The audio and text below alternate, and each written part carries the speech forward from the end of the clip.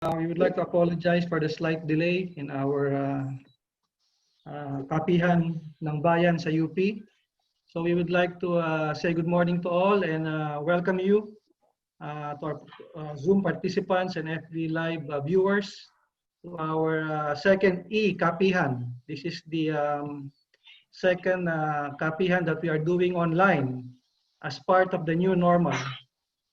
For the information of everyone, just as a short introduction, the Kapihan ng Bayan sa UP aims to serve as a regular forum for intelligent and constructive discussion of issues relevant to our development as a nation. In a democracy, such public discourse is a valuable tool for guiding our national leaders and all citizens as well collectively confront and attempt to resolve whatever challenges confront and are posed by these issues. So to achieve these goals, the Kapihan ng Bayan shall adopt a strong bias, not only for airing views and opinions on issues, but for uncovering relevant facts and reasoned opinions for policies or actions on the given issues. We select issues that are of great national significance, those that capture great public interest, that have festered or remained controversial over a long period or that seems too complex and insoluble. We also make available, through carefully selected resource persons and discussants, the unique strengths and resources of UP in terms of expertise in various disciplines and in knowledge generation through scientific research. We work for the widest possible public exposure of this forum through partnership with print, broadcast, social media, and other communications media. So we would like to welcome you again to our second eKAPIHAN. Our topic for today is understanding COVID-19, its prevention and treatment. So as we start, may we call on Architect H.E. Lee for the ecumenical invocation.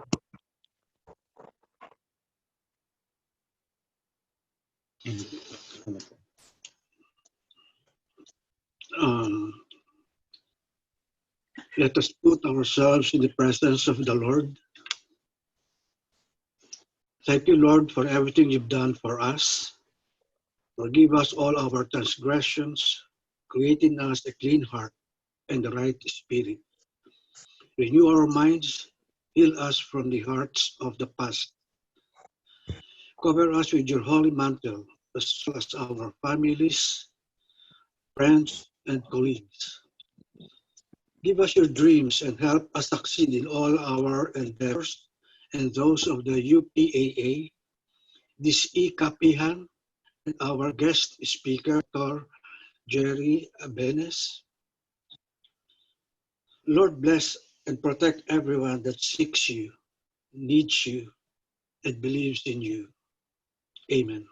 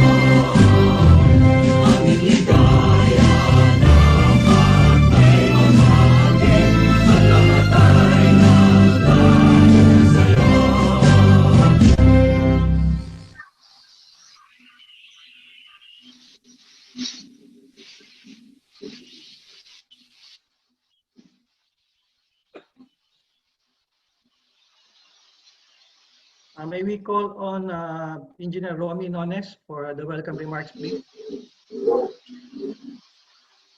Good morning, everyone. Greetings from the UP Alumni Association. Welcome to our second eKAPIHAN ng Bayan sa UP via Zoom video conferencing. We hosted our first eKAPIHAN in cyberspace 2 months ago, that is last June 16, 2020, in observance of the social distancing protocols that we are strictly keeping to help contain the global spread of the COVID-19 pandemic. On the bright side, this teleconferencing dictated by the pandemic has brought about a bigger participation from alumni, both in the Philippines and overseas, in different time zones. This is in contrast to our usual limited physical space and time frame at the anteroom of Ang Bahay ng Alumni. The only downside in this internet modus is that we are unable to serve you the usual cups of steamy coffee with sandwiches on the side. Nonetheless, we will be serving you something hotter that concerns all UP alumni and all others everywhere. The topic today is COVID-19, its prevention and treatment. We are fortunate to have with us a UP alumnus specializing on infectious diseases and vaccinology to discuss our topic. It is timely because this disease has impacted our economy and affected our everyday lives. I truly appreciate your participation in this eKAPIHAN. I am sure you will find the discussions invaluable in keeping yourself and your loved ones safe and in continuing good health. Maraming salamat sa inyo lahat.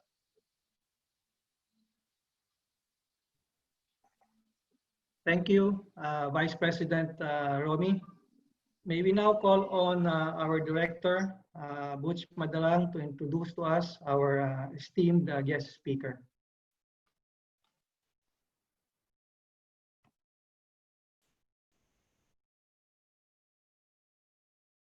Good morning and good evening, ladies and gentlemen. Magandang umaga at magandang gabi sa ating lahat because we have friends and participants coming from the different foreign lands, America. Our guest speaker for this virtual eKAPIHAN is our fellow UP alumnus, UP alumni, and he is a molecular virologist.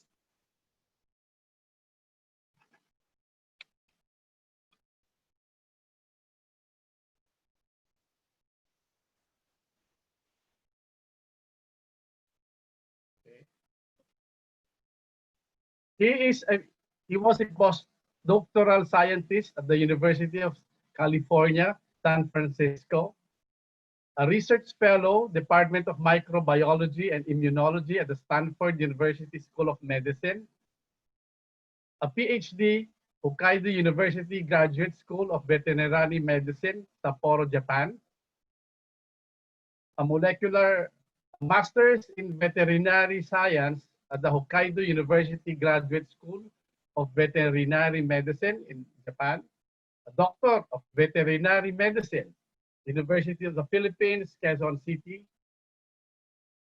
He was a research scientist on infectious diseases and vaccinology division, School of Public Health at the University of California, Berkeley, a postgraduate researcher, infectious diseases and vaccinology division, School of Public Health, UC Berkeley, microbiologist, Plum Island Animal Disease Center at the Agricultural Research Service, U.S. Department of Agriculture, Long Island, New York, and an assistant professor, University of the Philippines in Los Baños in 1986 to 1987. He has numerous publications, notable among which is titled The Genome Sequence Divergences and Functional Variations in Human Cytomegalovirus Strains. And another is Pathogenetic Consequences of Cytomegalovirus and Host Co-Evolution. Dr. Jerry lives in Richmond, California. He's also based there. He's blissfully married to Lieva. an MS genetics. They have two lovely children, a handyman at home, a backyard farmer, loves music, drummer of the band of brothers. Ladies and gentlemen, please welcome Dr. Jerry Abenes.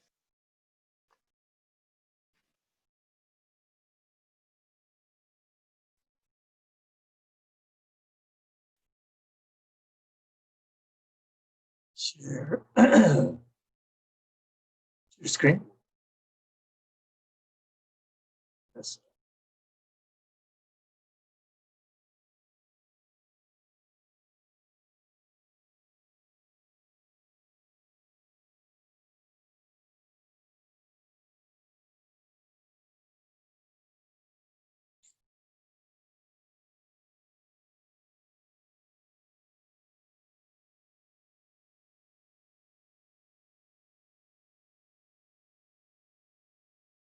Hello.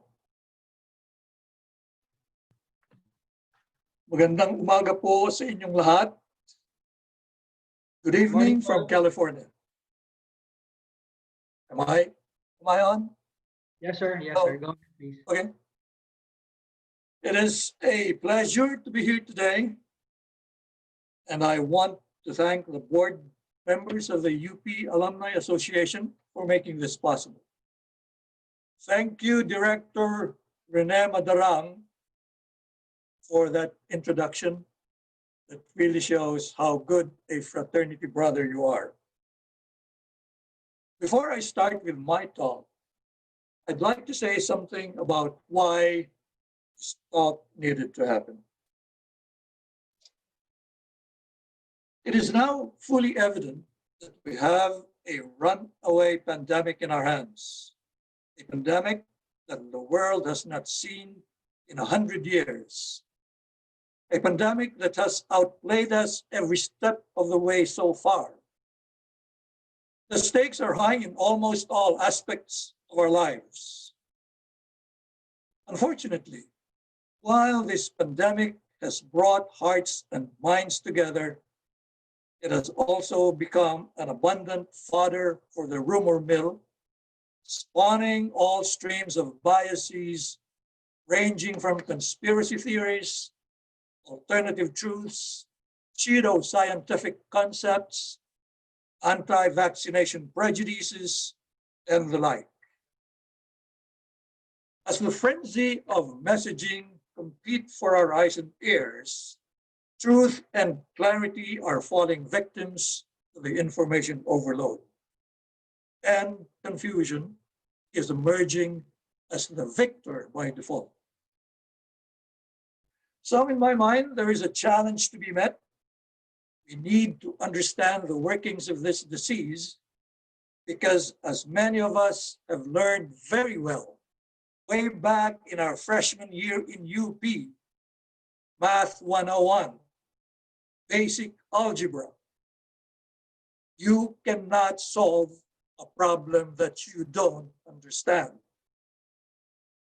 And here's another one, Sociology 101. If you are not helping to solve the problem, then you are part of the problem. So with that said, let me start with my talk. Here's how I plan to proceed with this talk. I will start by revisiting the events that led us here to where we are now. Then, by way of breaking the ice, I will introduce you to the enemy, the SARS-CoV-2 virus, which is the cause of this pandemic. We will look into its modus operandi, how it sneaks up into its victims and mess up with their body. We will look at the mess it creates, then discuss how we can fight back. We will try to identify this invader's weak points, then look at what we can use to target those weak points. We will look into our own immune system, with which our body naturally deals with invaders like the COVID-19 virus, then discuss what's on the horizon for vaccines that can boost this immune system. Finally, I will talk about the classical Public Health 101 strategy of pandemic control, about the push for alternative testing methods, efforts to make testing a bigger player in the control strategy for COVID-19, and finally, the current testing platforms in use. Normally, this talk would be a 4-hour lecture on a graduate curriculum, or at least that's how it was when I was teaching microbiology at UC Berkeley. I tried my best to condense and simplify the story for today, but still there are terms that are just too elusive for the English language. So you will have to pardon my Greek every now and then. But bear with me, there will be parts that will be painful for both of us, but in the end, we will get through this bruised but better equipped to deal with this problem confronting us. So let's get started. On December 31 of last year, there was a report of a cluster of pneumonia cases in Wuhan, China. The cause was unknown, and there were indications that the source was a wet market. January 20th, the WHO confirmed that the pneumonia has breached the confines of China and has reached Thailand, Japan, and South Korea. And the following day,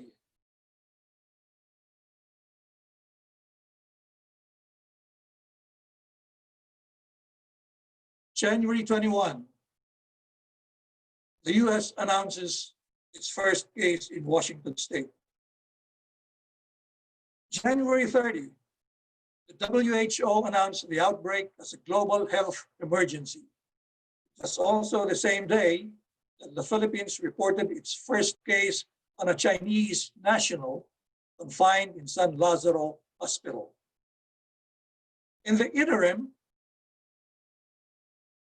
the cruise ship, the Diamond Princess, reported cases among its passengers, and as a precaution, the ship was quarantined on February 4 in Japan.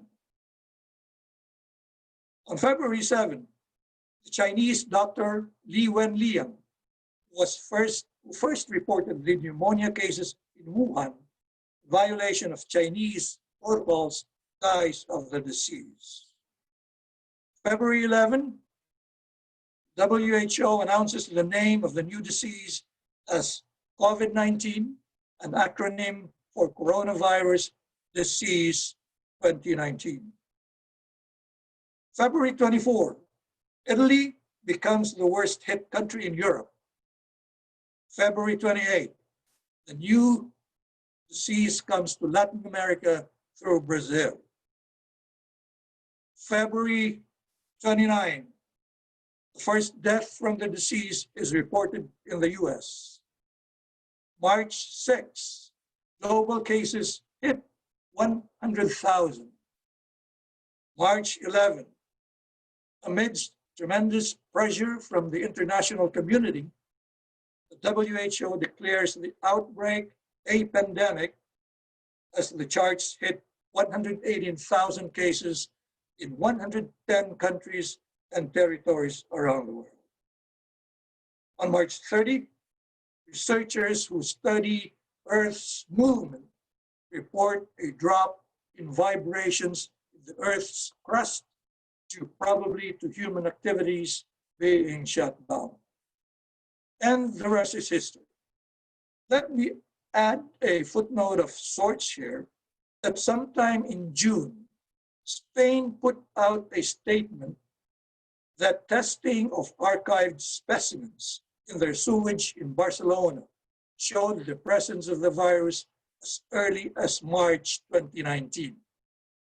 Similar testing in Turin and Milan were positive as early as December 2019. These reports predate the earliest report in Wuhan, China, and suggest that the earliest cases were probably being misdiagnosed. So here we are, 7 months into the pandemic. These graphs show the official tallies of the infection from Johns Hopkins as of noon today. The Philippines, 109,000 total cases, 303,000 deaths. US, 6 million cases, 177,000 deaths. The world, 23 million and a half cases, 810,000 deaths. The figures here show the number of cases per million population. The Philippines ranks next to Singapore among the highest in Southeast Asian nations with 1,700 cases per million, but still much lower than that of the US and about 1/3 of the global rate. The sobering reality behind these figures is that these numbers are most likely an undercount. In the US alone, the director of the CDC estimates that the number of infection is most likely 10 to 13 times more. Looking at the upside of these daily cases, it seems like we are past the peak, if not close to it. But the downside is that we are also seeing re-emergence of cases in some countries like New Zealand, China, South Korea, among others. Sorry. This is an electron micrograph of the pesky little thing that's causing this pandemic. It's been officially designated by the International Committee on Taxonomy of Viruses as SARS-CoV-2, which stands for Severe Acute Respiratory Syndrome, Coronavirus 2. The virus's name is descriptive of the symptom of respiratory distress that it causes, spike proteins that projects around the particle, giving it the look of a crown, and its relation to the previous SARS virus, designated simply as SARS-CoV. Here's a bit of trivia to drive home some information about the virus that we're dealing with. The virus is about 1,000 times smaller than the diameter of a strand of hair, about 10 times smaller than an aerosol particle, and will float in still air for about 2 days in an aerosol particle. The University of Peking study estimated that the exhaled emission rate of COVID-19 virus is about 1,000 to 100,000 virus particles per minute, with the highest rate seen during the early stages of the disease. It has also been estimated that the infectious dose of COVID-19 is roughly 1,000 virus particles.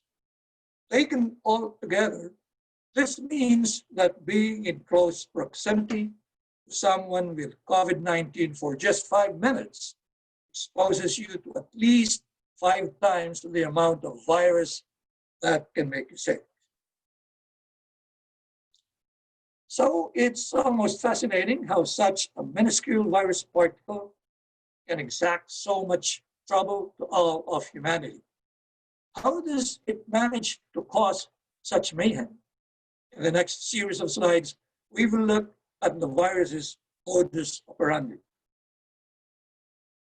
I'm sure you've heard about what this slide is trying to convey, but let me just run through it briefly so we can transition to the rest of the slides without making too big of a leap. The COVID-19 virus enters the body most commonly through the nose. But entry could also happen through the mouth or eyes. Entry happens when the virus is inhaled from infected droplets, aerosolized particles, or physical introduction via contaminated objects like your own hands.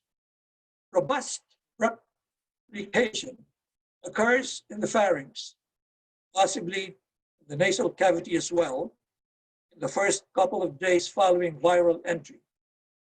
Such burst of replication in the proximal airways is responsible for a hallmark of early COVID-19 infection, namely anosmia, or loss of sense of smell, now regarded as one of the earliest signs of infection and the high rate of transmissibility prior to onset of overt symptoms. The progeny viruses spread lower down the respiratory tract, the lungs, the air sacs, from where they can enter the general circulation through the vast capillary bed in the lungs. The blood-borne viruses are then seeded to various organs of the body, such as the brain, kidneys, liver, intestines, vascular system, heart, pancreas, skin, and sometimes the testicles and the eyes. Such widespread infection involving almost organs of the body has led some scientists to refer to COVID-19 as a multi-organ system disease rather than a respiratory disease. It also explains why the symptoms encountered in COVID-19 patients can vary widely among patients and may span such a wide spectrum of severity. Early on, in the course of this pandemic, it was noted that some segments of the population are more severely affected by the disease than others. We know that men and older people in general land in the ICU more often than women and younger adults. Here are some reasons for those disparities. Men in general have higher comorbidities: smoking, drinking, metabolic diseases. They also engage in more risky behaviors, perhaps because of the machismo culture. In addition, women are also thought to have a stronger immune system because of the hormone estrogen, which has pro-inflammatory activity. With respect to age, it is a double whammy for older individuals because just as when they are going through immune senescence, the body organs are becoming more receptive to infection by COVID-19 virus because the virus receptors are at their peak of abundance. In contrast, very young individuals are thought that the immaturity of their immune system keeps them from mounting such a strong immune response, thus avoiding the severe collateral damage experienced by their older counterparts. There is also evidence from limited studies that genetics may play a role. For instance, a recent study on twins revealed that the gene Toll-like receptor 7, which has an important role in the recognition of pathogens and the activation of the immune system, was deleted or mutated in twins with severe cases of COVID-19. Also, several genetic elements concerned with modulating the immune response are abundant in the X chromosome, and females have 2 of those. Notwithstanding the functional diversity of the organ systems affected by COVID-19, there is a common thread that makes them susceptible to the virus. Before we get into that, let me show you a couple of introductory slides to facilitate our understanding of what happens. Here is an image of a generic cell. Shown here is a cartoon blow-up of a section of the cell membrane. What I'm trying to show here is that the cell membrane is not a static, homogeneous lipid layer, but a dynamic layer studded with various structures that contribute to the functionality and metabolism of the cell.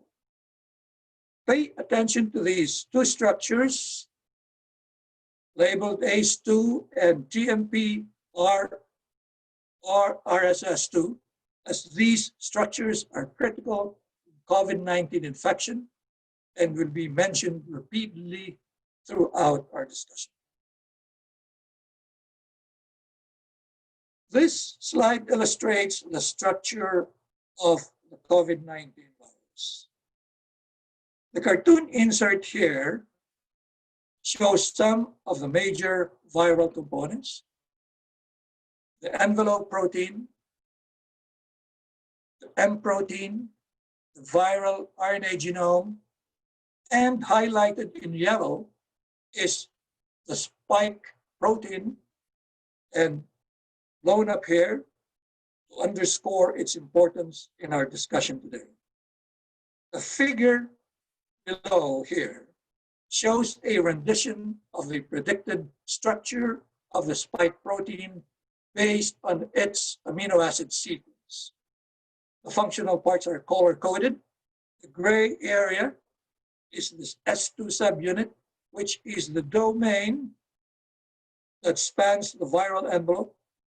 The blue area is the S1 subunit, which protrudes out of the viral envelope. And the purple area is the receptor binding domain, which is the part that latches onto the cell via the ACE2 receptor. These red-colored areas are thought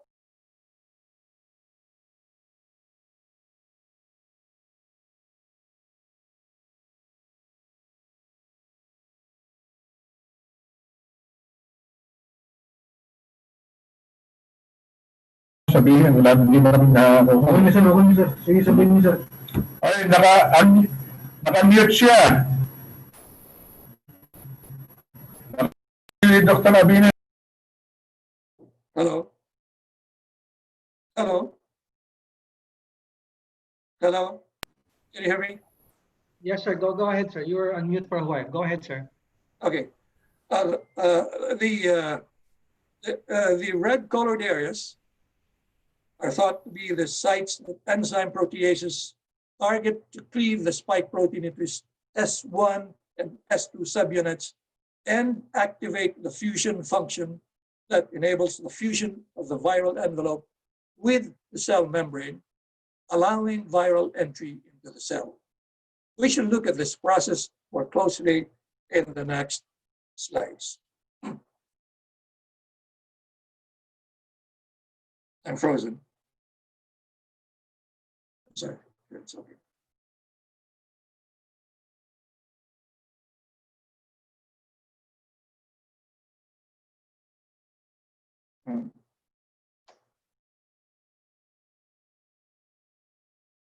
Okay.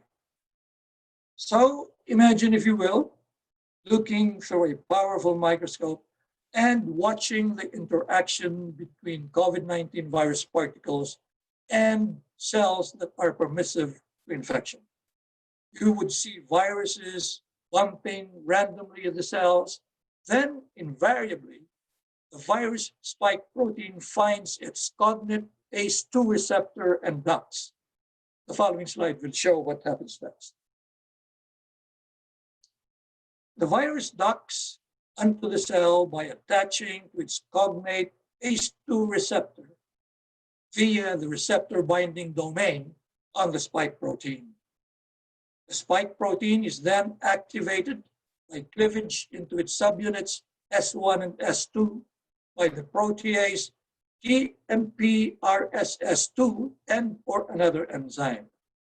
The virus is internalized into a cytoplasmic vesicle by endocytosis, and the S2 subunit of the spike protein enables fusion of the viral envelope and the host cell membrane, thereby releasing viral genomic RNA into the cytoplasm.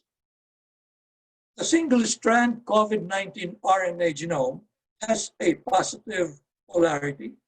Thus, it is translated directly into proteins using host cell ribosomes. The resulting protein products are then used by the virus to assemble its own machinery, replicate its genome, transcribe viral transcripts, and translate the transcript into viral proteins. The viral proteins are assembled in the Golgi compartment, and progeny virus is transported into secretory vesicles, then released from the cell through exocytosis. Released viruses can then infect other cells. In addition, intracellular viruses can also infect neighboring cells by cell-to-cell fusion.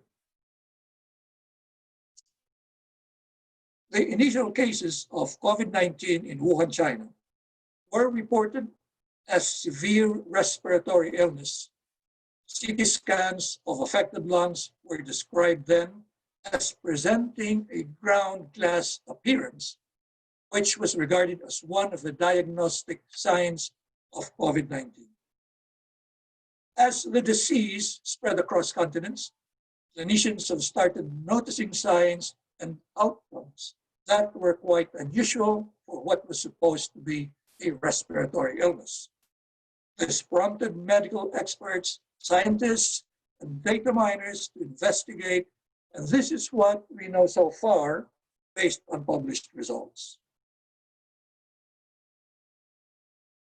Autopsy of dozens of cases revealed that while the lung is most severely affected, COVID-19 is not just a pulmonary syndrome, but a multi-organ dysfunction syndrome. Multiple organ failure is a common feature, primarily caused by widespread obstruction of venous and arterial vessels in many organs. On further examination by immunochemistry of diseased tissues and analysis of various data sets, the ACE2 protein has been detected in a wide variety of organs, and the TMP RSS2 protease is also co-present in many organs. The take-home message from these findings is that the COVID-19 virus does infect many other organs of the body, not just the lungs, because of the ubiquitous presence of the ACE2 receptor throughout the body. Further, the systemic infection results in the multiple organ failures that portend poor prognosis in many COVID-19 cases. The obvious question to ask at this point is why the COVID-19 virus in particular is so much more widespread in the body compared to the other coronaviruses, when all of them are using the same basic mechanism in infection. Well, as we've all heard before, the devil is in the details. As we have already discussed, cleavage of the spike proteins into its S1 and S2 subunits is a critical step in coronavirus infection of permissive cells. In a recent paper, a group of Cornell scientists showed that the spike protein of different coronaviruses actually require different enzymes for cleavage and also differ in the efficiency in which they are cleaved. As it turns out, the spike protein of the COVID-19 virus is more efficiently cleaved by a wide variety of enzymes that are ubiquitously distributed throughout the body, unlike that of the other coronaviruses. And here it's a result of experiments comparing the cleavage efficiency of peptides derived from the cleavage sites of the SARS virus and the COVID-19 virus using the enzymes furin protease convertase 1, trypsin tryptase, cathepsin B, cathepsin L. The orange bars represent speed of cleavage of the peptide from COVID-19 virus, and the blue bar represents the speed of cleavage of that of the SARS virus. As you can see, in all but the case of cathepsin L, cleavage of the COVID-19 peptide is orders of magnitude faster than that of the peptide from the SARS virus.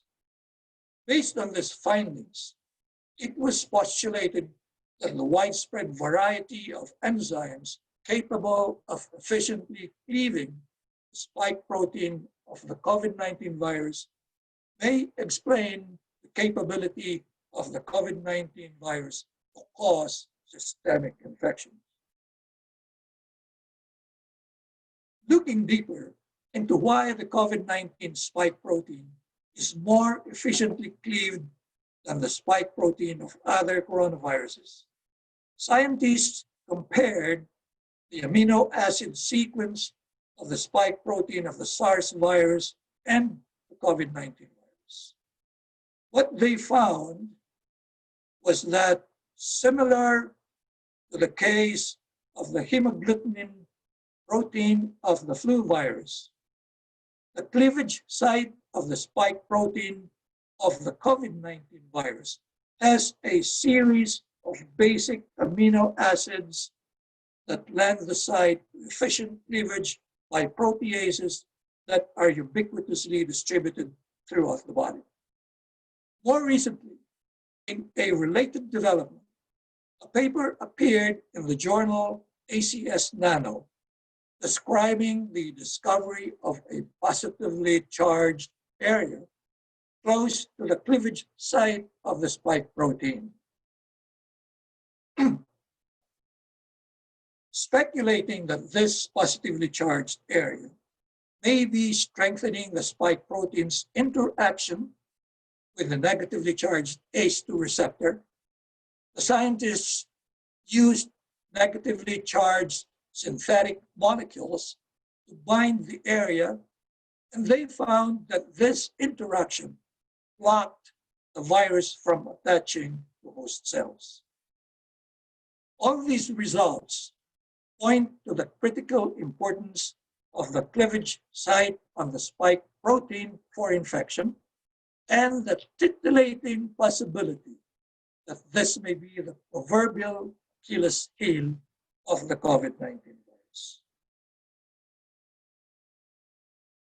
COVID-19 caught the world flat-footed for several reasons, the most significant of which are: first, it is a new viral zoonosis; second, it is highly fatal; third, it spreads rapidly.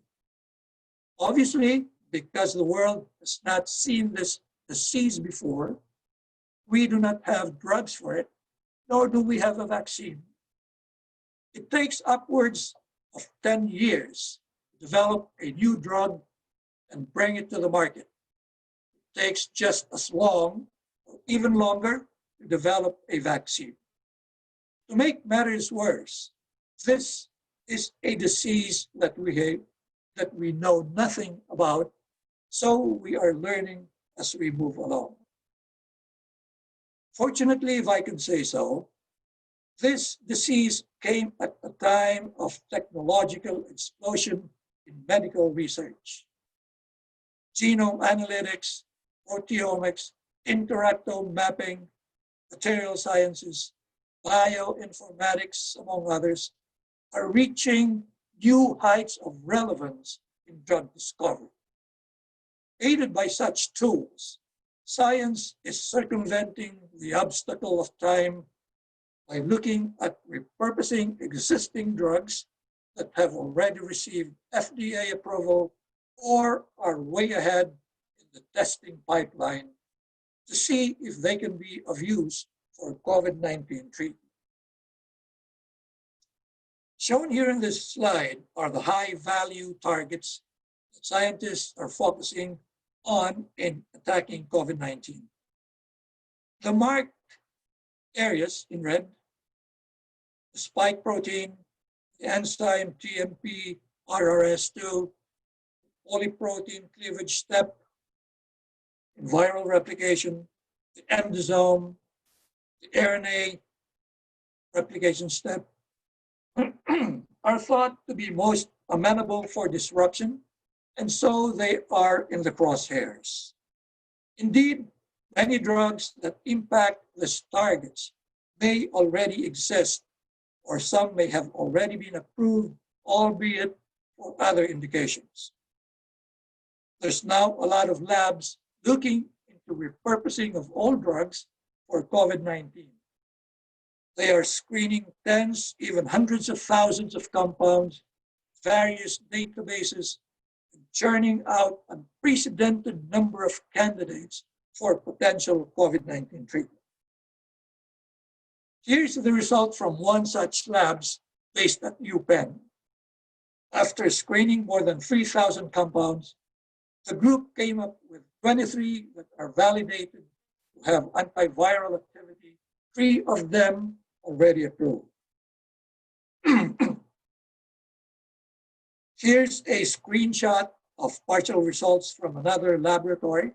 I know you can barely see, but there's remdesivir right there highlighted in yellow. These drugs are in different stages of trials. Many are being tested for different diseases, but there's hope that some will be placed in accelerated tracks if shown to be promising for COVID-19. Before I go into the topic of treatments and vaccines, I'd like to say a few things about a condition that has gathered a lot of attention because it has been found to profoundly exacerbate COVID-19 infection, and that is cytokine storm. It happens when the body overreacts to an infection, sending a whole army of immune cells and a battery of chemicals and molecules to the infection site in an attempt to overcome the invading pathogen. In the ensuing battle between the pathogen and the host army, tremendous collateral damage occurs, including massive tissue destruction. In the case of COVID-19, such cytokine storm has been the cause of severe lung damage and failure in other organs, leading to hospitalization and often death.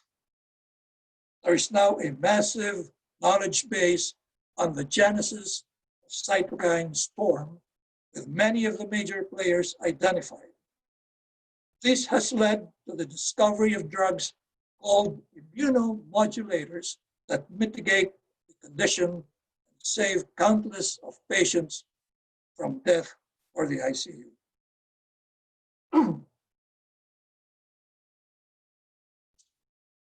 As the world awaits the dawning of an effective vaccine, scientists continue to look for other intervention strategies to help COVID-19 patients.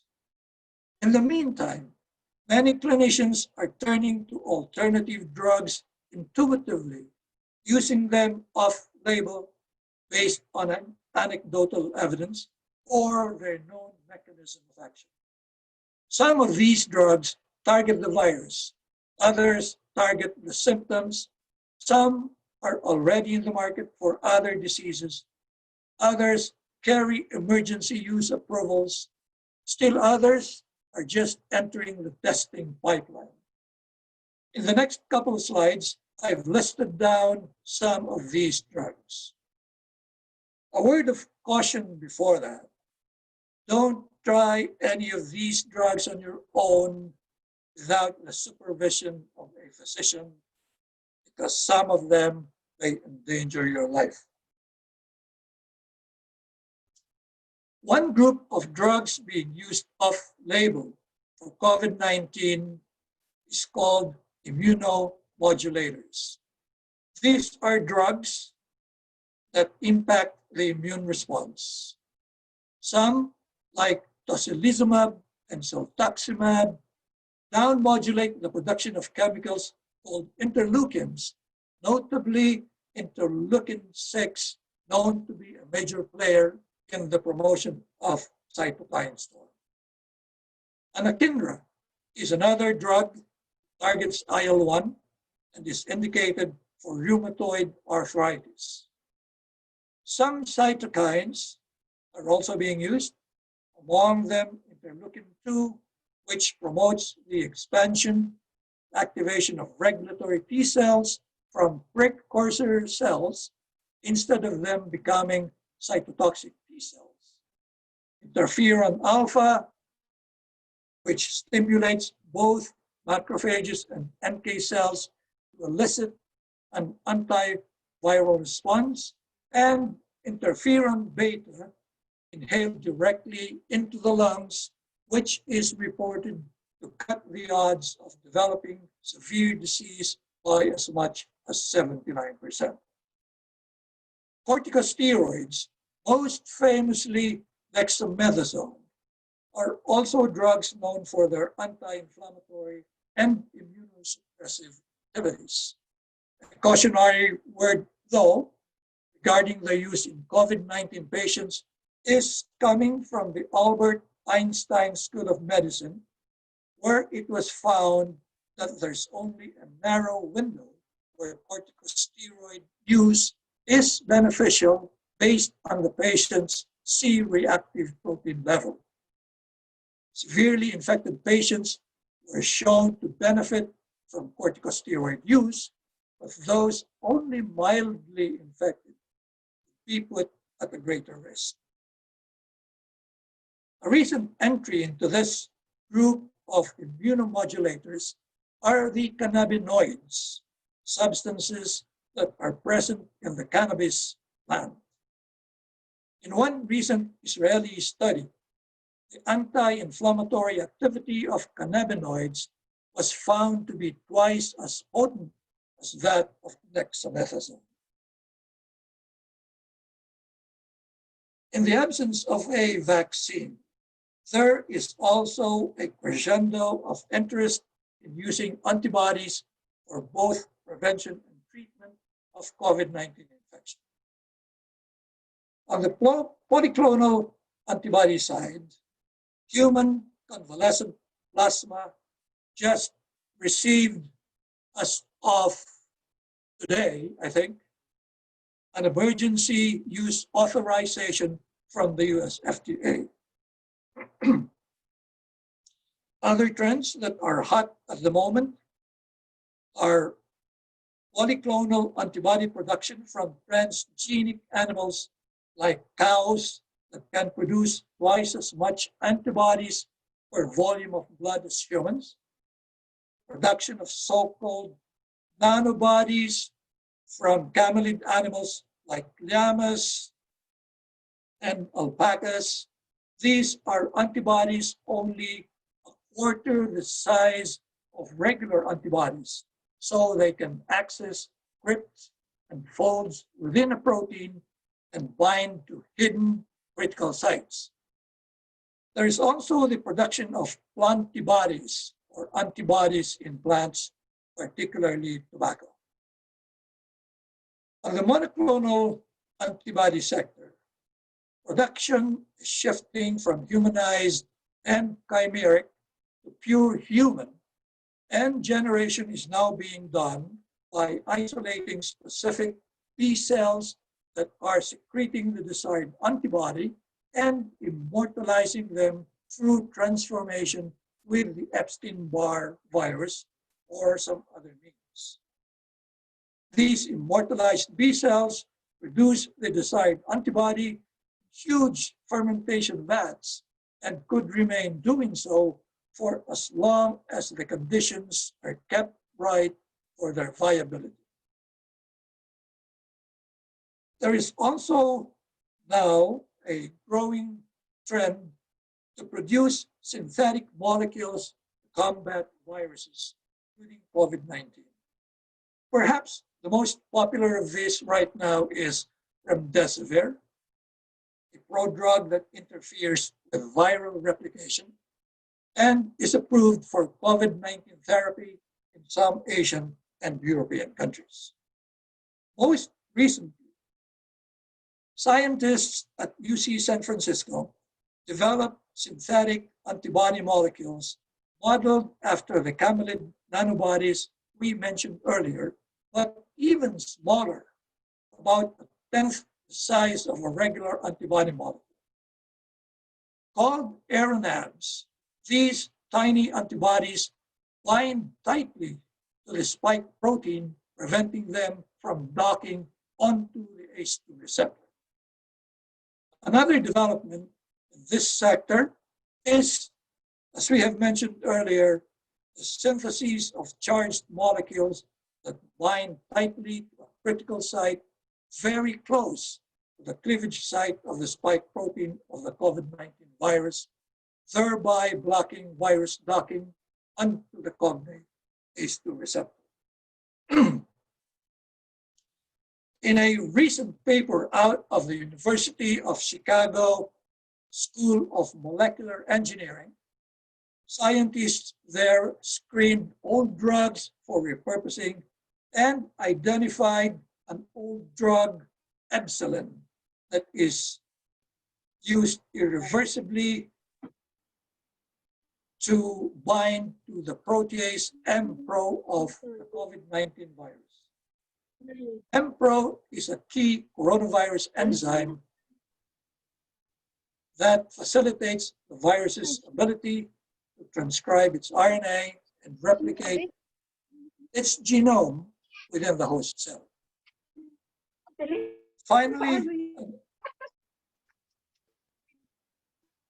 Finally, an interesting development comes from a Swiss company who just recently filed an application to test an old synthetic drug that is claimed to be both antiviral as well as anti-inflammatory. The drug is called aviptadil, which in its earlier iteration was a drug used to treat erectile dysfunction. The common theme emerging from past epidemics is that the best defense against disease is immunity. This is particularly true with viral diseases in which the offending organism does its business inside the cell where drugs can normally access. Understanding immunity is the springboard to understanding vaccination. And so, before we leap into the topic of vaccination, let's do a little discussion on immunity. So as the body suddenly encounters the invading virus that it doesn't recognize as part of itself, the body mobilizes an exquisite mechanism to confront it. Shown in this slide is the body's reaction at the cellular level. A foreign invader, which is the COVID-19 virus in this case, is ingested by an antigen-presenting cell, usually a phagocyte, slices and dices it up, and presents the resulting protein fragments in its surface to prompt other cells that there is business to deal with. A subset of immune cells called T helper cells will recognize the foreign proteins being presented through its T cell receptor and will then signal to other cells that it has encountered an invader. Such signal will be received by other cells, among which are B cells and cytotoxic T cells. After processing such signals, the B cells will start producing antibodies that are specifically tailored to neutralize the invader or mark it for destruction. Cytotoxic T cells receiving the signal start hunting down cells that harbor the virus and destroy them. Some of the B and T cells will develop to what's known as memory cells later down the road. They will store data about this foreign invader in their system and will be capable of an enhanced recall response upon re-exposure to the same foreign invader. This recall response, characterized by a rapid proliferation of specific immune B and T cells, is the basis of vaccination that we will talk about in the next slides. According to the New York Times Vaccine Tracker, some 176 vaccines against COVID-19 are currently being developed across the world. Of these, 39 are currently undergoing human trials and 2 are approved for early or limited use. A vaccine takes time to get to market and goes through several rigorous testing protocols before it gets there. The COVID-19 vaccines are no exceptions, although developers are greatly benefiting from political exigencies under the present circumstances. Shown here are the usual stages in vaccine development. Preclinical stage is where developers use animals such as mice or primates to see if their candidate preparation produces an immune response. Phase 1 is where the candidate vaccine is administered to a small number of people to test safety and dosage, as well as to confirm that it stimulates the immune system. Phase 2 is where the candidate vaccine is given to hundreds of people split into groups, such as children and the elderly, to see if the vaccine acts differently in them. These trials further test the vaccine's safety and ability to stimulate the immune system. Phase 3 is where the vaccine is given to thousands of people and wait to see how many become infected compared to volunteers who received a placebo. These trials can determine if the vaccine protects against the disease. In June, the FDA said that a coronavirus vaccine would have to protect at least 50% of vaccinated people to be considered effective. Approval is where regulators in each country review the trial and decide whether to approve the vaccine or not. During a pandemic, a vaccine may receive emergency use authorization before getting formal approval. Another way to accelerate vaccine development is to combine phases. Some coronavirus vaccines are now in phase 1-2 trials, for example, which they are tested for the first time on hundreds of people. Here are some of the types of vaccines being developed for COVID-19. Nucleic acid vaccines, viral vector vaccines, protein-based vaccines, and inactivated virus vaccines. Nucleic acid vaccines use one or more of the virus's own genes to elicit an immune response. The gene preparation is injected and enter the cells through some technological intervention, electroporation for DNA, and encapsulation in lipid nanoparticles for RNA. The genes are then translated into proteins that elicit the desired immune response. The company Moderna, in partnership with the US National Institutes of Health, and the German company BioNTech, in collaboration with Pfizer and the Chinese drug maker Fosun Pharma, are the two front runners in this vaccine platform. They are currently in a phase 3 trial. The company Inovio is developing a DNA-based vaccine and is on a phase 1 trial. Viral vector vaccines use a so-called virus vector to deliver COVID-19 genes into cells and elicit an immune response.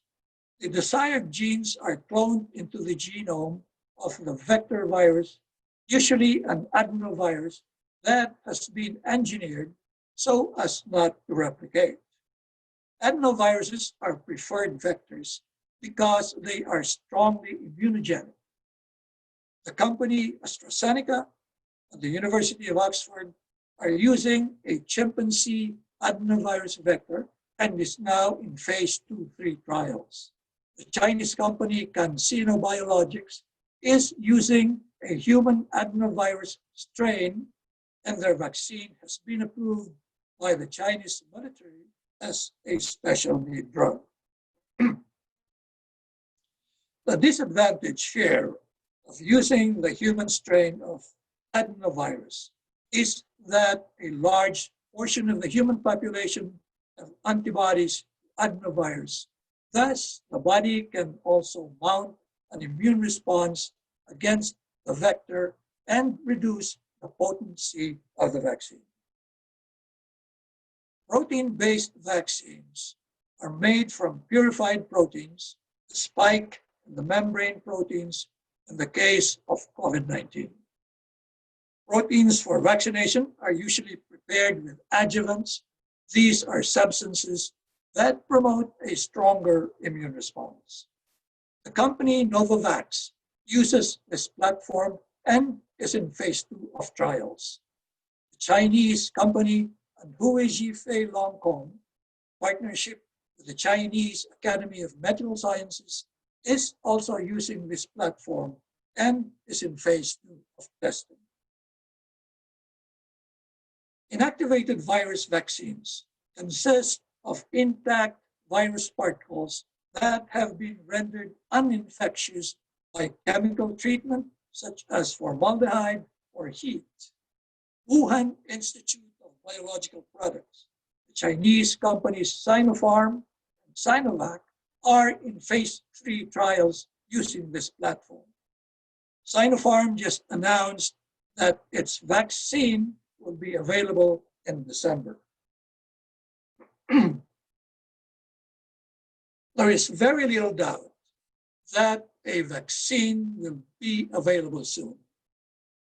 But while the air is profuse with optimism, there are also concerns that are dampening its triumphant coming. Foremost among others is safety. The COVID-19 vaccine will go down in history as the quickest to have been developed, less than a year. Is that time sufficient to vet its safety for every segment of society, including the very young, elderly, the sickly, the immunosuppressed, the pregnant women? Acceptability. In a recent poll, only little more than 50% are saying that they would want to be vaccinated. How will that affect the target of herd immunity that is the promised objective? Efficacy, immunogenicity. How effective is the coming vaccine? Considering the warp speed that the vaccine is being developed and that there is no challenge trials, are there other data to show that vaccinees be protected from the disease? Durability of immunity. Considering that immunity from infection starts to wane 3 to 4 months after recovery, and also the reports that some patients do get reinfected shortly after recovery, will vaccination afford stronger, more durable protection? Affordability. How much will it cost? Some of the manufacturers are already saying that they need to profit from the sale of their product. Vaccine hoarding. The WHO's initiative for sharing vaccine hopefuls with developing countries will end on August 31, but many of the developed countries have not yet pledged support. On top of that, many rich countries are signing contracts here and there for hundreds of millions of doses. There is fear that this sort of vaccine nationalism will end up in a huge humanitarian crisis. Way back, Public Health 101, we learned of the fundamental pillars of pandemic control, namely test suspected cases, treat positive cases, isolate and quarantine positive cases, contact trace or get hold of people that have been in contact with positive cases, and do the same things as these. It sounded so simple, and because there never has been a pandemic since then until now, there really was no chance to prove its worth. This time, as we are neck deep in this pandemic of a lifetime, we are learning of the critical nuances that were not in the books. In plain English, what we're learning is that these things are easier said than done. This slide shows the real-life theme that is unraveling as the pandemic rolls on to its 8th month. That the 4 pillars are tightly linked to the workings of the state, the community, and the individual. In this present reality, cracks are appearing in these pillars because of lack of support and coordination. For instance, the tried and true pillar that is contact tracing is not living up to its worth because of the dearth of modern infrastructure and erosion of trust. Let us not forget that COVID-19 is a pandemic like no other before. It's moving fast. It has a sneaky method of transmission in that close to 40% are contagious but asymptomatic. Therefore, we need to adapt and keep pace with it using appropriate methodology. It's also the case that less than 50% of contacts are providing information because of trust issues.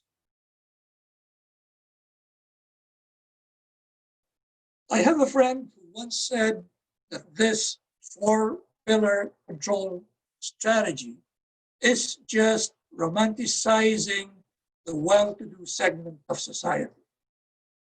It could be right to some extent because realistically, it does not account for the weakest link in the epidemic control chain, namely the impoverished sector of the community. This sector is the weakest link for several reasons. One, they cannot lock down or quarantine because they have to fend for their family. Second, they are the most vulnerable to diseases because of their poor nutritional status. 3, they are vulnerable to misinformation because of the lack of reliable sources. 4, they are seldom beneficiaries or priorities of government assistance projects. This being the case, the community and the state need to intervene, otherwise controlling disease spread will always be elusive. That said, there are other things left to be done. Testing in a time of pandemic is arguably the most important component of any control strategy, but it is also the most finicky.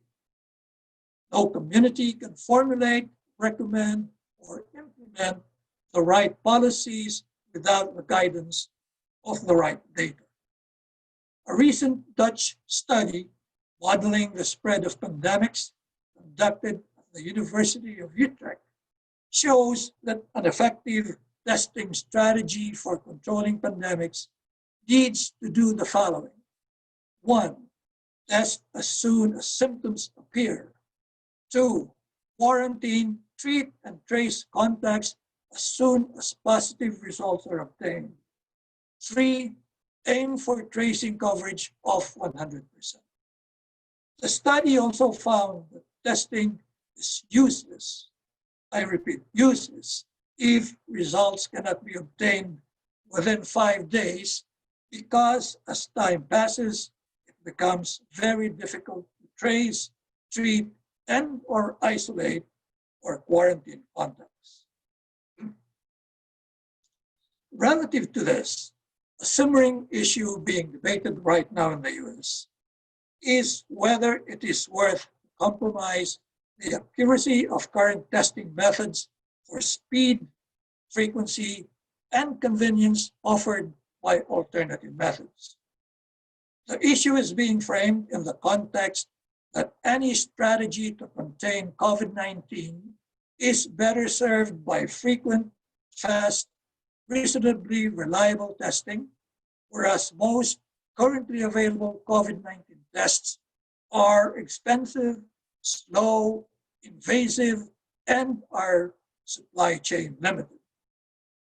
To highlight how serious this issue is, XPRIZE has launched a 5 million XPRIZE rapid COVID testing competition to accelerate the development of a high-quality COVID-19 test that is low cost, easy to use, and fast, scale testing capabilities by 100 times past the current standard. As of August 10, the Harvard Health blog reports that there are more than 160 molecular tests, 2 antigen tests, and 37 antibody tests that are available for COVID-19. Among the molecular platforms being used are RT-PCR, LAMP, and CRISPR, with RT-PCR still being regarded as the gold standard, having the capability of detecting as few as 1 RNA copy. On the flip side, it also suffers from being complicated and having longer turnaround times. LAMP stands out here because of its relative simplicity, making it more appropriate in point-of-care environments. In contrast to conventional RT-PCR reactions, it only requires 1 constant temperature for the whole amplification reaction, and also less time to complete the reaction. The runtime is approximately a third of RT-PCR, sensitive enough to detect 10 RNA copies, and can run hundreds of samples per reaction. It is also a lot cheaper. The recently developed saliva test at Rutgers and Columbia uses the LAMP platform.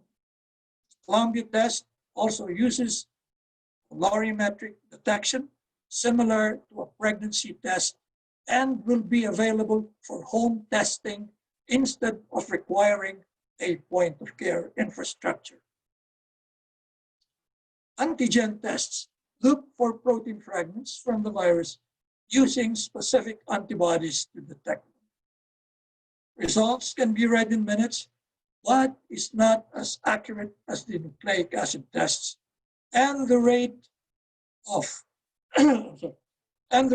false positives or false negatives is as high as 50%, although the rate of false positives may be as low as 0. Serological tests look for specific antibodies in the blood that indicates exposure to the virus. The common iterations of these tests are the enzyme-linked immunosorbent assay, lateral flow immunoassay, and chemiluminescent immunoassay. In a study published in the British Medical Journal, LFIA, is found to be the least accurate among these three tests. CLIA was the most accurate. Of course, there is always the caveat that the measure of accuracy for these tests are affected by several variables like specimen collection, storage, technical skills, manufacturing, etc. So there is always the cautionary word that these results should be taken with a grain of salt. As far as sample positivity rate is concerned, here's a report from the Journal of the American Medical Association on 205 patients with COVID-19 diagnosed based on symptoms, etiology, and confirmed SARS-CoV-2 detection. The rate, or the highest rate of positivity, came from bronchoalveolar washings, followed by sputum, then nasal swabs, and pharyngeal swabs.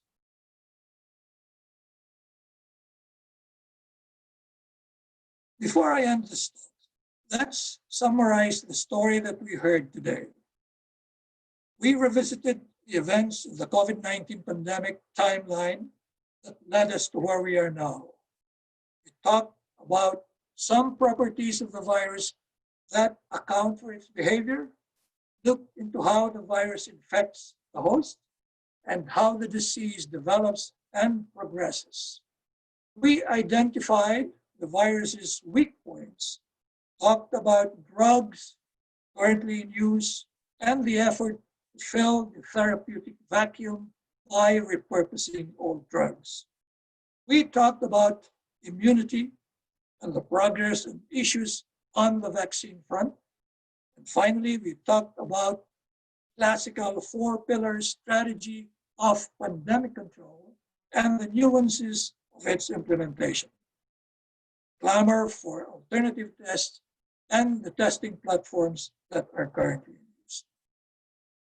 I purposely refrained from getting into specific measures for avoiding COVID-19 because I feel that there is already a mountain of sound advice out there.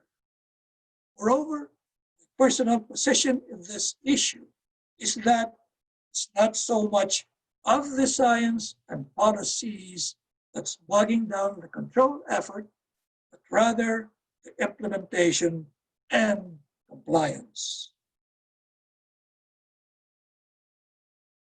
So I will end my talk here like a cliffhanger, reflect the situation that we are in right now with this pandemic.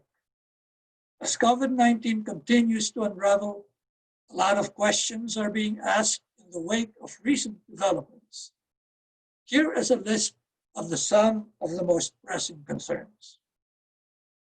When will the pandemic end? Will there be other waves of infection after this? Is this going to be a seasonal, cyclical infection? Will there be an effective vaccine? Will the vaccine be safe?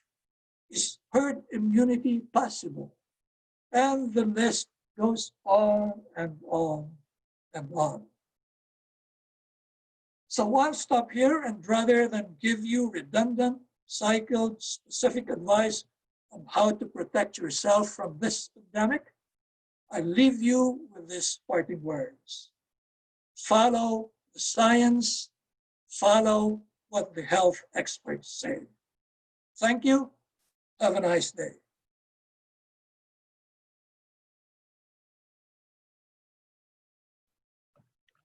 Thank you very much for that very comprehensive presentation, Dr. Jerry. We really appreciate what you have shared to us today. A lot of these are very scientific indeed, but you managed to give us a more laymanized presentation in a way, such that I'm sure most of us sort of understood a lot of these scientific terms. Thank you very much, Dr. Jerry, for that very comprehensive presentation. So we would like to open the floor to our open forum so that our participants in Zoom and in FB Live can ask their questions or clarification on your presentation today. So we would like to open the floor to our audience for Bill. their questions. Bill, can I have a question? Cheng, yes, go ahead. Dr. Jerry, this is Cheng Rasul from the UPAA board. My question is, can you give us your advice or feedback on the Russian vaccine called Sputnik 2, which was I'm already... sorry. Hello? Huh? Oh, the Russian vaccine. Yeah, which was offered to our government like a few weeks ago. I have a very huge reservation about the vaccine. Well, you know, there absolutely is no data out there about the vaccine. Therefore, we do not know how protective it is, how safe it is, what the dose is, and we are absolutely, completely in the blind. If you will ask me if I will take the vaccine personally, I will tell you right now, I will not. No. And my advice, or the point or the thing that I would like to see first of all, is that Vladimir Putin be vaccinated with the vaccine, and his family too. And then, after maybe a couple of months, or or then if we see that it's safe, then we can have it. But before that, I personally will refuse to take the vaccine, even if it's free.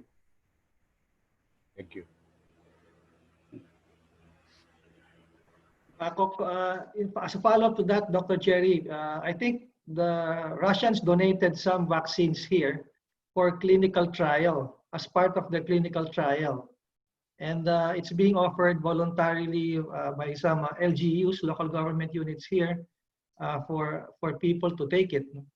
So you're saying that at this point in time, it may not be safe to take it, or but because the government is already allowing the clinical trial here as part of the Russian clinical trial of their phase 3. You know, we are not privy to what the Philippine government and the Russian government agreed upon with this vaccine. Maybe the Philippine government has access to data. I do not know that. But if I were in the shoes of, some policymakers in the Philippines, I would like to see the data first to make sure that my constituents are safe. Without that, short of that, I think that it's putting the volunteers into very great risk, especially when it comes to long-term side effects that we don't really know. Thank you, sir. Thank you for that information, sir. Question here. Go ahead, Joe. Okay. Good evening, Dr. Abenes. We need a practical, here's a practical question for you. From the science, you advise us to follow the science. So from the science information that you've given us, to what extent will you or will you not support the reopening of schools in a traditional in-person way? Or related to this, to what extent will you allow sports or sports training in schools, given the infectious nature of COVID-19? That's a very good question. And I will answer that in this way.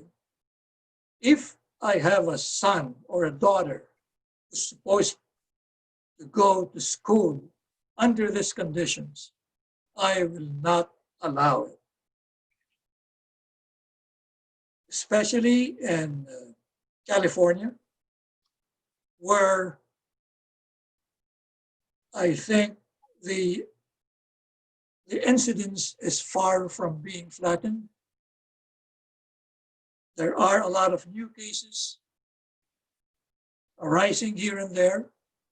Even the teachers are not convinced that opening of schools is a good idea.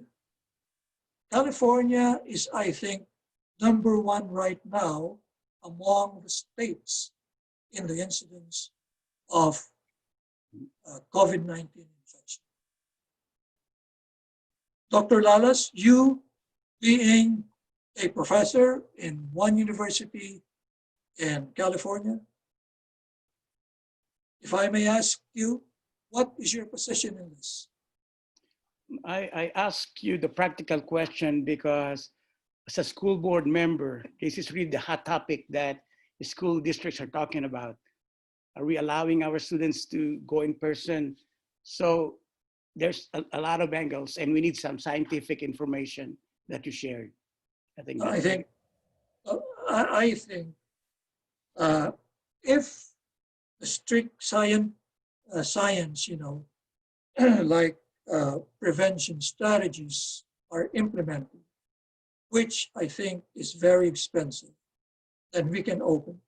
But one thing that needs to be done really is for the government to provide, if they would like to open schools, the government should provide overwhelming support for PPEs, and other preventive measures, education, etc., so that the kids will be safe.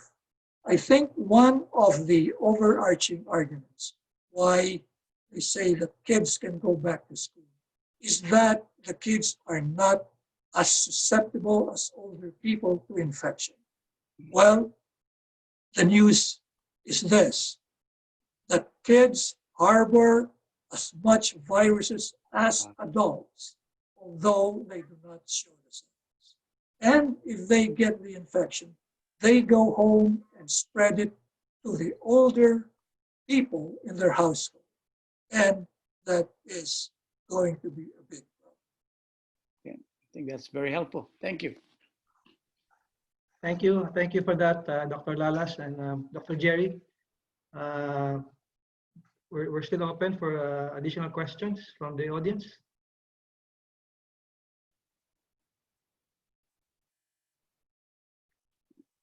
Dr. Abenes. Go ahead. Yes, sir. If the vaccine is made available next year, will we be back to what you call normal, or do you see another scenario that people will be more cautious, resistant to taking the vaccine? What are the options, especially for the seniors who are vulnerable? I'm one of those seniors that has been thinking about this, because I don't think we will ever go back to the former normal. This is now the normal. And I say that the former normal, where we shake hands, we hug, we go close contacts, we party, we eat out, and things like that. That will take a very long time before people go back to those former normal conditions. The vaccine, I think, will, to some extent, alleviate the fear of going out, but the problem is who is going to have the vaccine without proof that it is safe. As I said in my presentation, this is a vaccine that is not fully vetted in terms or compared to other vaccines that were developed for many, many years, tested in terms of preventing challenges and things like that. This is a warp speed developed vaccine. How, for instance, will it affect seniors like us? Are there data on that? How are the minorities going to be affected? Because it appears that there are differences in susceptibility to the disease. Those are questions that need to be settled before people develop full confidence on the vaccine and probably meet the promise of herd immunity that is promised by vaccination. Thank you, Dr. Jerry. We just would like to read a question from our FB Live viewer. This came from Mr. Junjun Villarreal, former UPAA president in DC, Maryland, and Virginia. The question of Junjun is, when do you think it will be safe for overseas Filipinos to visit the Philippines? I guess Junjun is already homesick. I think that is a question that can be answered better by people who are on the ground in the Philippines. I personally do not know the conditions right now. We ourselves plan to go back to the Philippines. So if anybody there in the Philippines can, contribute. So anybody from our local audience here who may want to answer the question of Junjun? What we understand, sir, is that we have some protocols here for overseas visitors in terms of getting health clearances and quarantine processes, among others that are being implemented by the government. Maybe the other members from the audience on the Philippine side can also comment on this one. Thank you.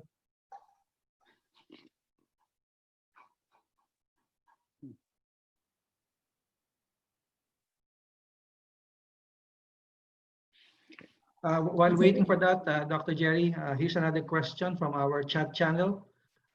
This is from a veterinary from Vera Matawaran, UP College of VetMed. Thank you, Dr. Abenes, for a comprehensive presentation. For veterinary students into clinics or practicum, any comment or suggestion on alternative mode for the face-to-face learning? Because as future vets, they need to develop confidence, skills, and ethics in the practice of their profession. Yeah, that's, I think classes that require immersion in practical things will suffer very greatly during this period. I am a veterinarian myself, and one of the biggest hurdles I think that this lockdown has imposed is that you can not go and interact directly with animals in the laboratory, which is required in the clinical training. I don't know if how advanced the curriculum now in the Philippines, but I know for a fact that in many medical schools and veterinary schools in the US, they are now using 3D models to study animals. I don't know if that is being implemented also or being used in the Philippines. Thank you, sir. We have a question from one of our directors, Attorney Tad Alviso, and his question is as follows, sir.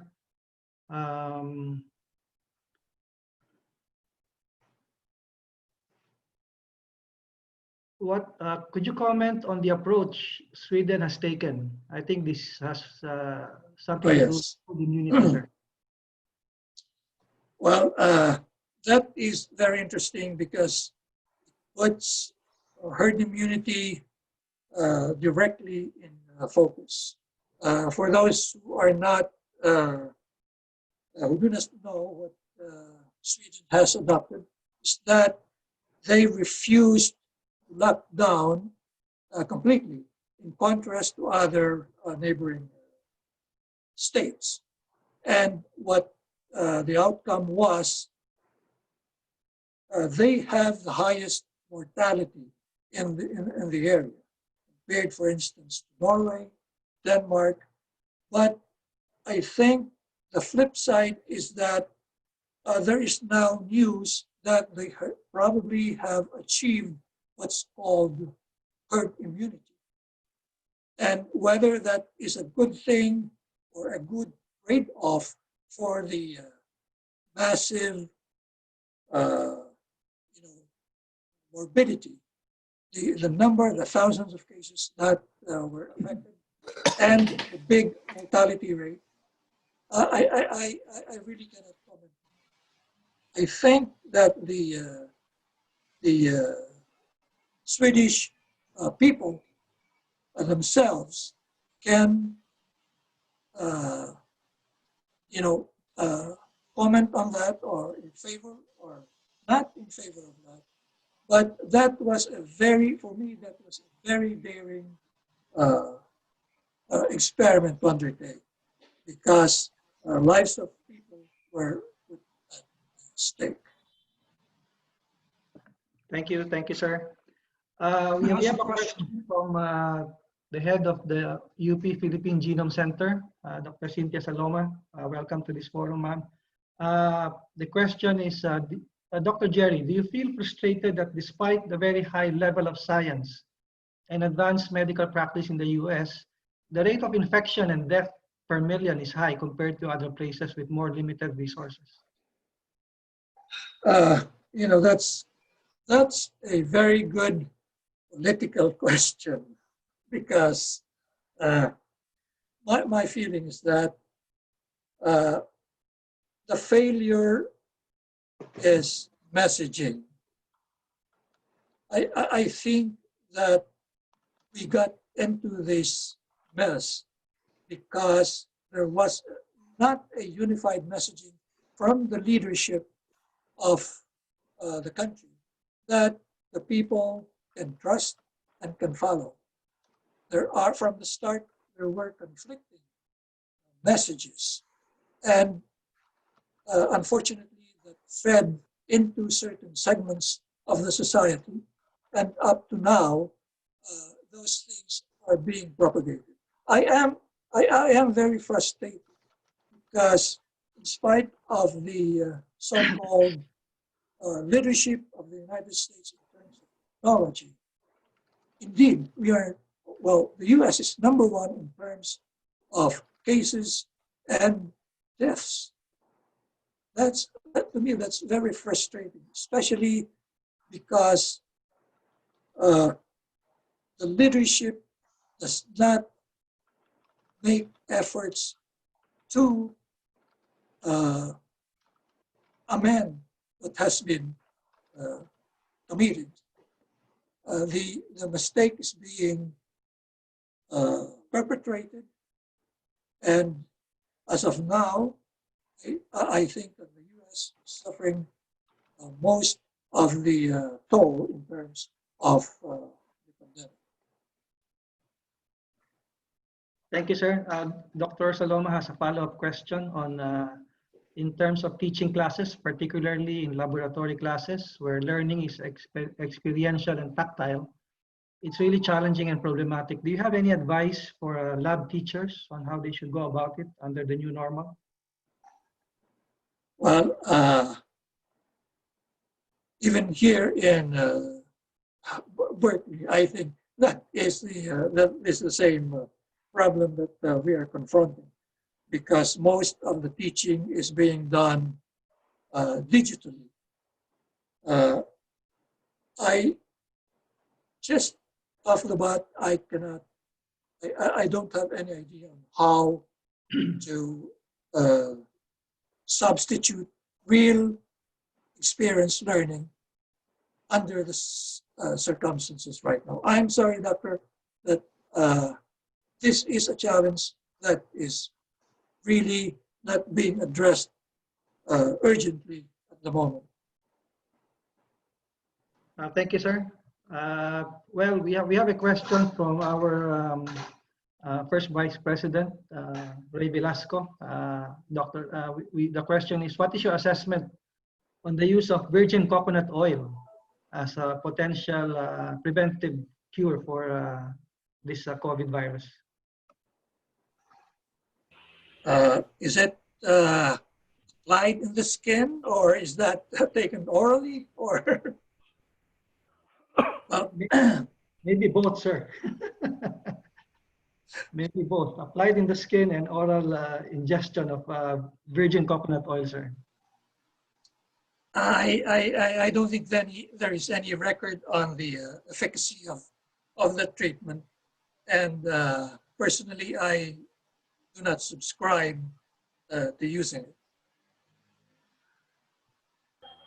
Thank you, sir. Bill, We have a question from Edwin Domingo. Oh, Cheng, go ahead. Yes, Dr. Jerry. Is it Edwin, go, possible? sir. Is it possible to have more than two epidemics occurring at the same time? Oh, you mean? Well, absolutely. Two or more different viruses?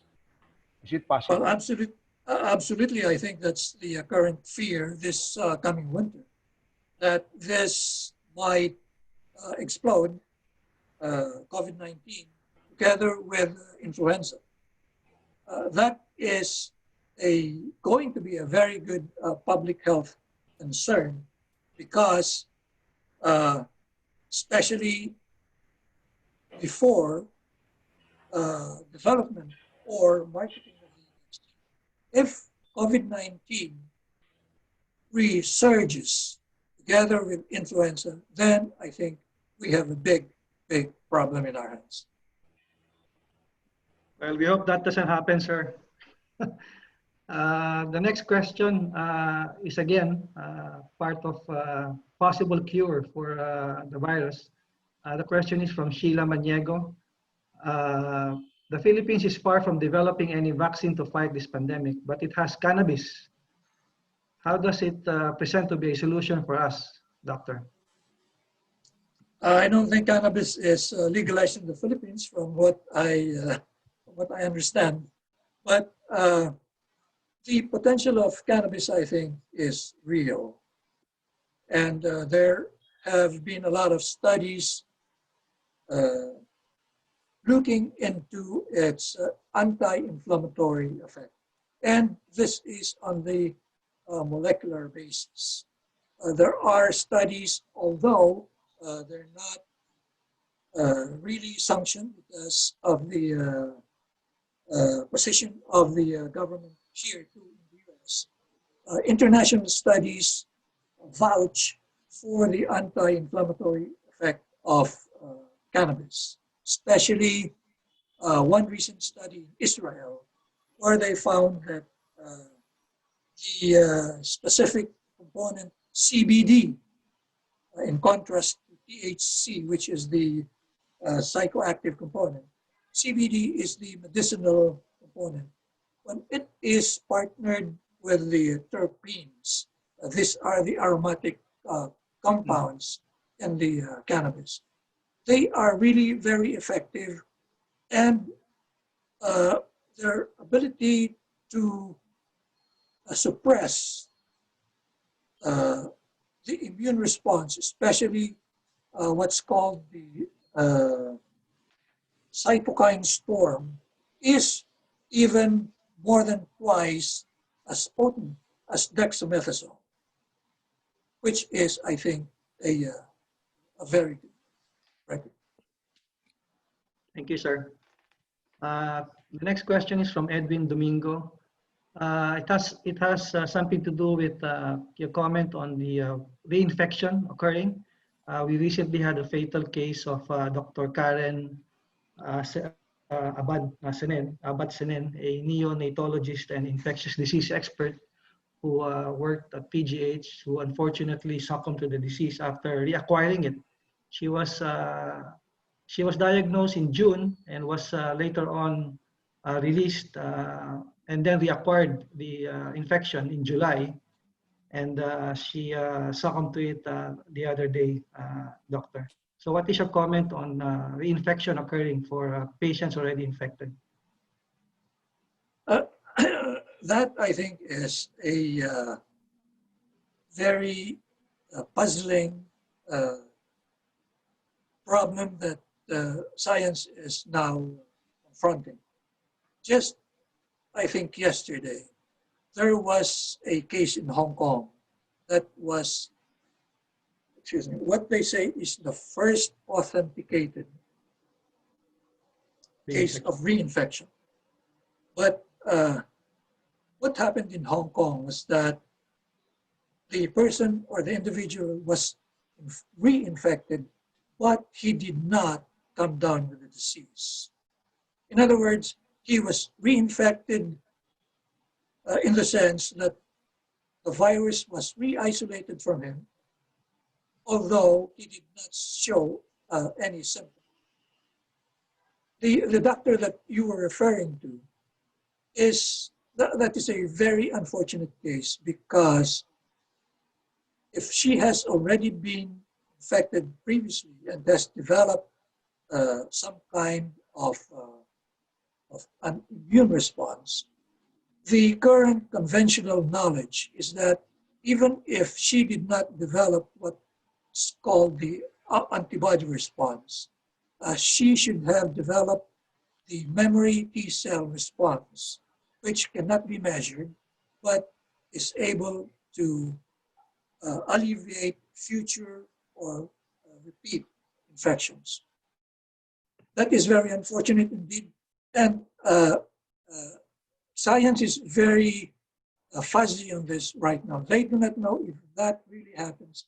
And what they're saying is that if that happens, it is probably 1 in several million cases. Thank you, sir. Well, if I may add, moreover, the case in Hong Kong that was documented was reinfected with a different strain of virus. And so there's a possibility that you can be reinfected with a different strain of virus. But is that strain more dangerous than the previous one, doctor? Yes, we do have a documented strain just recently. I think it's the G624G or something. And what was found was that this new strain is more infectious, it is more transmissible, but the good news is that it doesn't seem to be more virulent, or it does not cause a more severe disease than the parent virus, but it transmits faster. Thank you, sir. We have an interesting question from Gugu Puyet, one of our directors. Dr. Abenes, could you comment on the question of human to animal and animal to human transmission of COVID? Because yes, there's a question among pet owners right now. That's very interesting. There are now documented cases of pets being infected from the owners. The first one was, I think, in Hong Kong, again, and that is if I'm not mistaken, a dog. And just recently, there was also a dog that died from COVID-19 infection, and that was confirmed. There are also confirmed cases of zoo animal cats, tigers, being infected.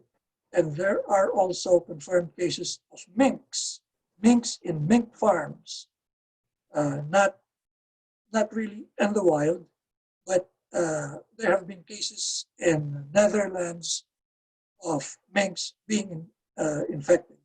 What I think has not been confirmed is transmission from a pet to the owner. I don't think that has been confirmed, but owner pet has been confirmed.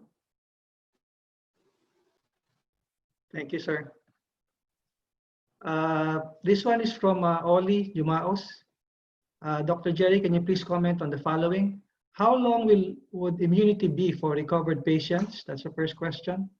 And the second question we have answered on reinfection. The third one is, what is the effectivity of plasma from recovered patients as treatment for individuals, infected individuals? The first question is that there are two kinds now of immunity that is being discussed in relation to COVID-19. One is the antibody-related immunity. The second is the T-cell-related immunity. The B-cell-related immunity is what can be tested. These are the antibodies which can be tested by serologic tests.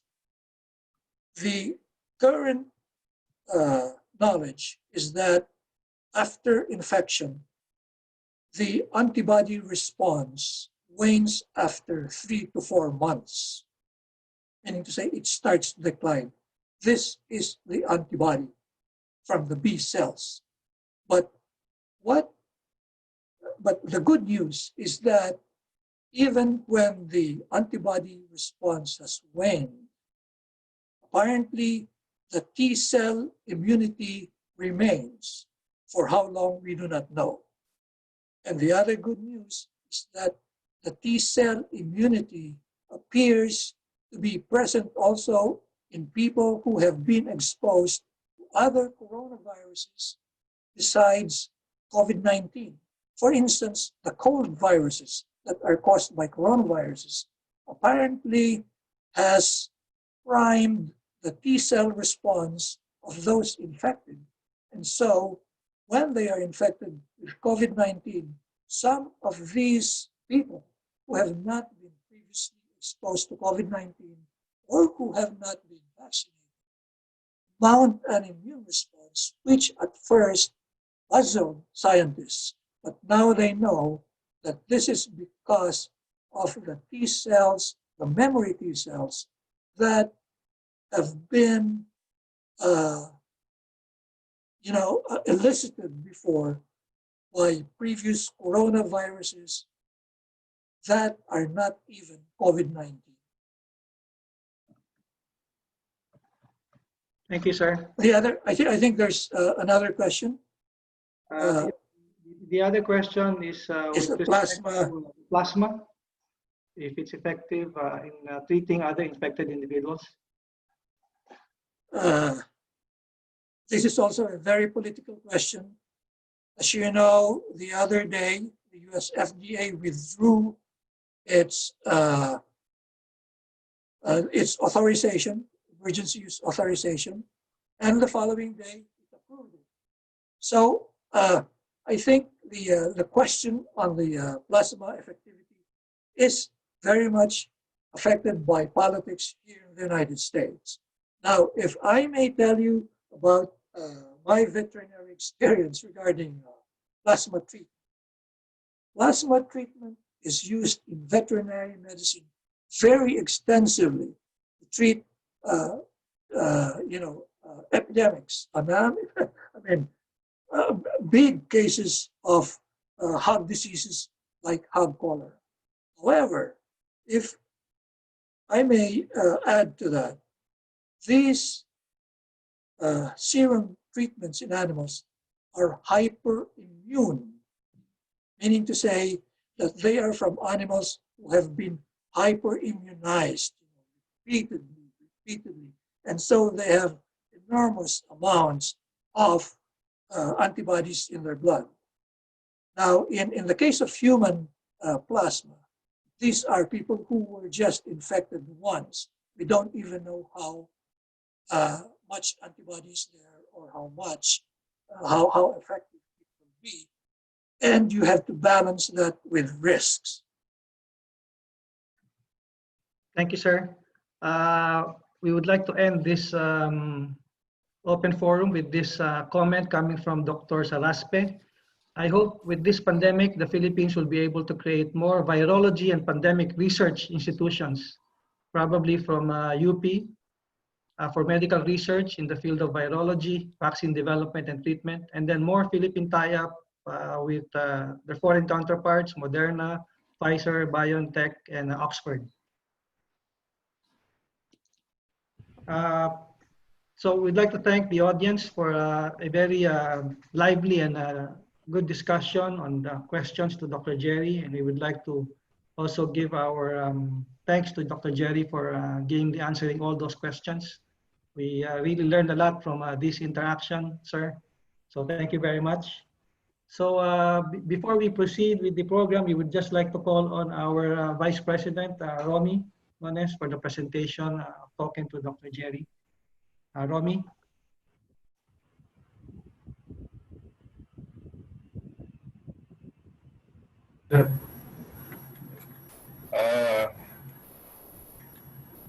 Dr. Jerry is Romy Carlos, Executive Director of UPAA.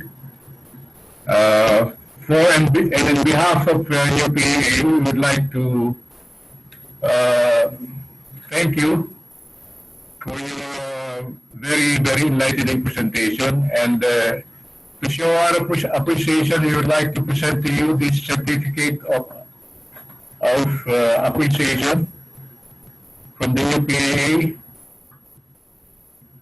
and also this coffee table book, which is entitled Singing Saysay, Philippine History in Murals. This is one of the activities or projects of UPAA during the last centennial of UP back in 2008. Now, since we are virtual right now, and we are all sense apart, I think the best option that we have for these things to reach you is we would request Director Butch Madalang to go over there and present these two items to you. Thank you. We'll make it. We'll try to be. We'll make it sure that you'll be receiving these items. Thanks again. Thank you very much. Thank you very much. Thank you, Romy, Executive Director Romy Carlos. Thank you. So may we now call on our first Vice President, Dr. Ray Velasco, to give the closing remarks for this second eKAPIHAN. Okay, thank you, Bill. Can you hear me? Yes, sir. Yes, that was a day. A week back, I got a scare of my life. Early in the morning, I got a call from a colleague informing me that she tested positive for COVID. And that she's informing me of her condition because we were together in a small group meeting some days back. It was quite a shock to realize that I may have caught the virus from her during that meeting.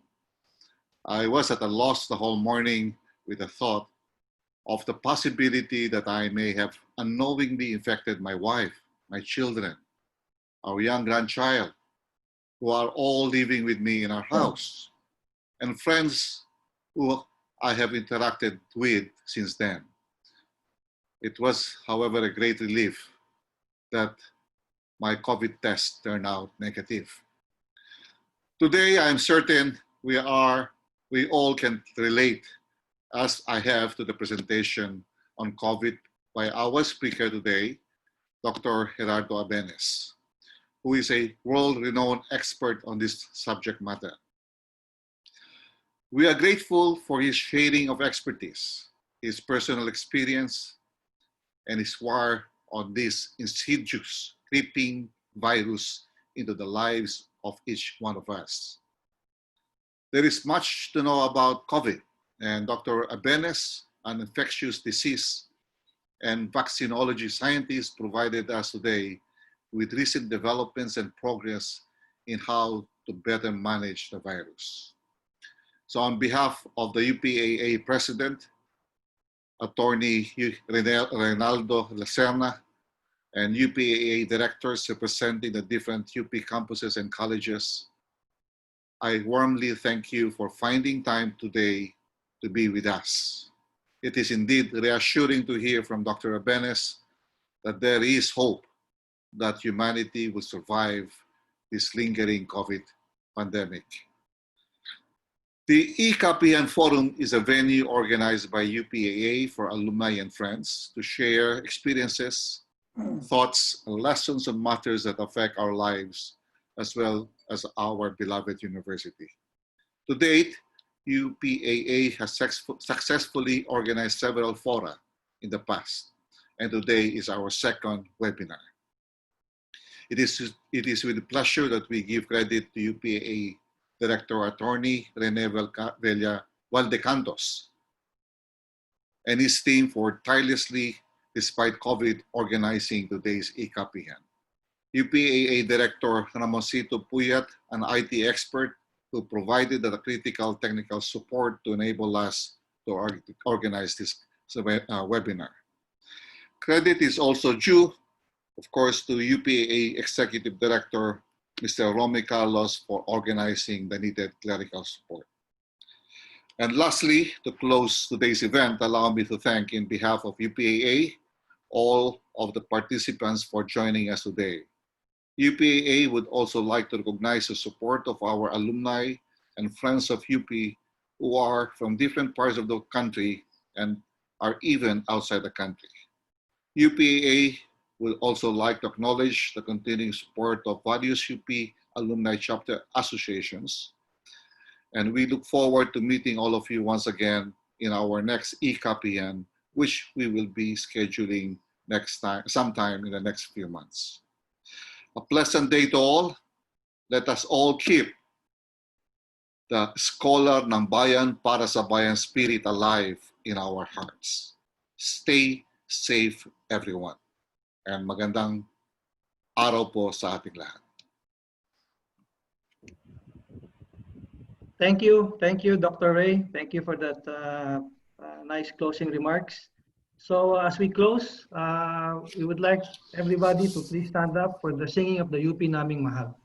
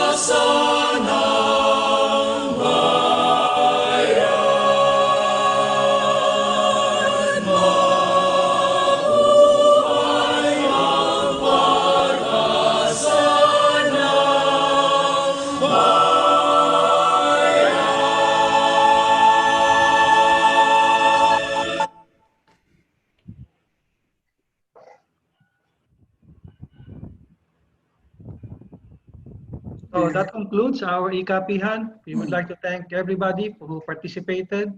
Special thanks to Dr. Jerry again. Thank you and keep safe, everybody. Thank you.